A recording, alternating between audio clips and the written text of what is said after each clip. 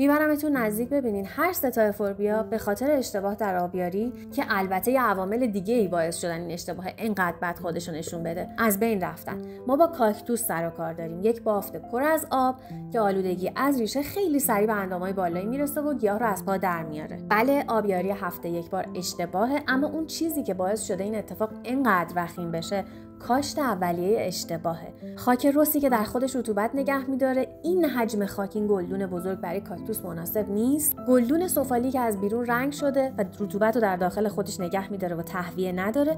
و وای سنگای سطح گلدون که باعث میشه اصلا خاک خشک نشه، گذاشتنش برای اینکه تنه سنگین افوربیا رو بتونه نگه داره. اون کاشت اشتباهه باعث استفاده از این سنگا هم شده. و اول از همه و اشتباه تر از همه انتخاب اشتباه گیاه برای این لوکیشنی که نور نداریم. کاکتوس بدون نور مریستمای رأسیش کار نمیکنه و به مرور زمان پوسیدگی ریشه و بدنه اتفاق میفته. وقتی ریشه کار نمیکنه، همون آبی که در اختیارش قرار داده میشه رو اصلا مصرف نمیکنه که به نوبت بعدی آبیاری برسیم. 1 ماه اولیه کاشتگی ها زمان طلایی نگهداریشونه، وگرنه حتما از بین میرن.